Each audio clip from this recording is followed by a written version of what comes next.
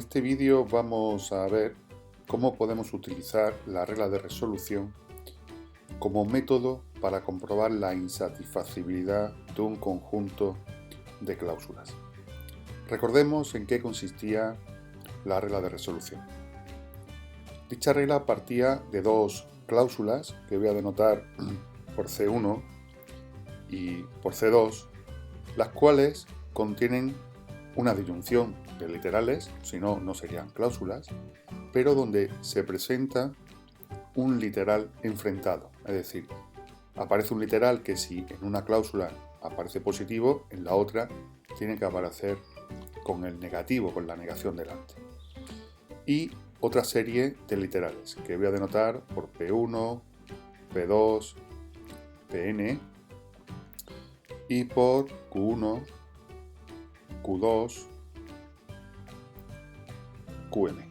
Pues bien, la regla de resolución dice que dadas dos cláusulas con esta condición de literal enfrentado, entonces puedo construir una nueva expresión que se denomina resolvente con respecto al literal enfrentado de C1 y de C2, que viene dada por una nueva cláusula que es la disyunción de los literales de la primera, disyunción, literales de la segunda, menos el literal que aparece enfrentado. Además, resulta que es una regla sólida, es decir, si de las oraciones C1 y C2, usando la regla de resolución, se construye la resolvente de C1 y C2, entonces del conjunto C1 y C2 se puede obtener como consecuencia lógica, es decir, se puede comprobar que es una consecuencia lógica, la resolvente de C1 y C2 con respecto al literal enfrentado. ¿Esto qué quiere decir? Esto quiere decir que cuando C1 y C2, es decir, si el conjunto formado por ambas cláusulas es un conjunto satisfacible, entonces la resolvente, que es una oración, también es, como oración, es satisfacible.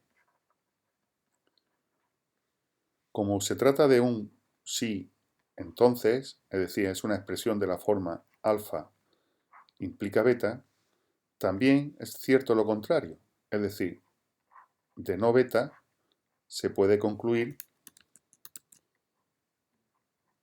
no alfa. En otras palabras, si resulta que la resolvente con respecto al literal de C1 y C2 es un conjunto, es una oración insatisfacible, entonces, necesariamente, el conjunto de cláusulas C1 y C2 es insatisfacible como conjunto. Pues bien, este es el resultado que se emplea para comprobar cuándo un conjunto de oraciones es insatisfacible. Lo será siempre y cuando sea capaz de encontrar una resolvente que lo sea. La cuestión es, ¿cuál es la resolvente a buscar? ¿Cuál es la resolvente que será insatisfacible en la búsqueda de la insatisfacibilidad de este conjunto? Pues bien, para eso tenemos que darnos cuenta qué es lo que pasa con la regla de resolución. Con la regla de resolución, si os dais cuenta, partíamos inicialmente de una cláusula que estaba constituida por n más unos literales y m más un literales. Después de aplicar la regla de resolución, resulta que tenemos un total de n más m literales. Es decir, hemos reducido en 2 los literales. Cada vez que aplicamos la regla de resolución sobre dos cláusulas, obtenemos una nueva cláusula que contiene 2 letras menos del conjunto total de letras que teníamos al principio. Es decir, si yo parto de un conjunto de cláusulas, las que sean, y yo mediante la regla de resolución voy reduciendo el número de letras. Esto no lleva flecha, esto sin flecha, ahí. Y voy reduciendo letras. Cada vez que voy aplicando la regla de resolución, pierdo 2. Vuelvo a aplicar la regla de resolución y pierdo 2. Y vuelvo a perder 2. Y cada vez voy perdiendo 2 letras, voy perdiendo 2 átomos. Con suerte, iré perdiendo letras hasta el punto de que aparezca una letra y su letra enfrentada, su letra negada. Y si apareciera una cláusula formada solamente por un literal y otra cláusula formada solamente por el literal enfrentado a la primera, yo podría aplicar la regla de resolución para obtener una nueva cláusula, porque podré hacerlo al tener literales enfrentados. ¿Cuál es la nueva cláusula? Bueno, pues la nueva cláusula es la que se obtiene de considerar todos los literales de la primera, y los añado, disyunción, con todos los demás literales que contiene la segunda. Pero ¿cuánto tiene la primera y cuántos tiene la segunda? Ninguno.